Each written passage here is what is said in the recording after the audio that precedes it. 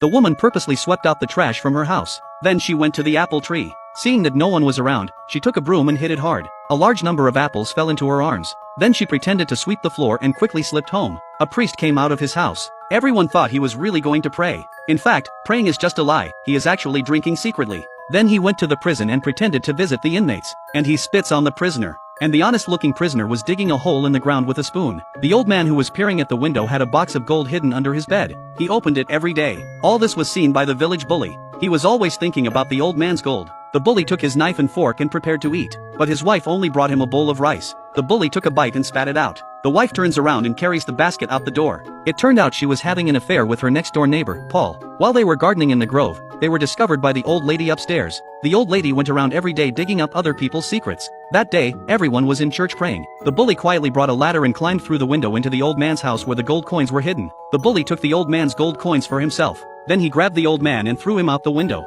Paul, who was gardening, saw the scene. Curious, Paul climbed up the stairs to see what was going on. But the old woman suddenly appeared outside the window and shouted murder. This shouting alerted everyone in the village. Paul was arrested as a murderer. The bully climbed to the top of the stairs, and Paul was put in jail. Water was thrown at him, rotten apples were thrown at him. Even the prison inmates turned out to be good people. Soon the villagers joined forces to bury the old man. Then this bully led the villagers to cut down the trees for processing. They decided to hang Paul on the gallows. The bully's wife secretly handed Paul a shovel when no one was looking. Paul dug the hole outside the prison. Just as he was about to escape, the prison inmates shouted that someone had escaped. When the villagers heard this, they went to arrest Paul. Paul climbed up the tree by the wall and climbed to the roof. At that moment, the bully was counting gold coins in his house. He hears something on the roof and looks out the window to see that it's his scapegoat. Then he followed Paul to the roof. He took off Paul's glasses. Just as he was about to push Paul down the stairs, the bully's wife arrives. Paul punched the bully when he wasn't looking. The bully fell off the roof. They ran away.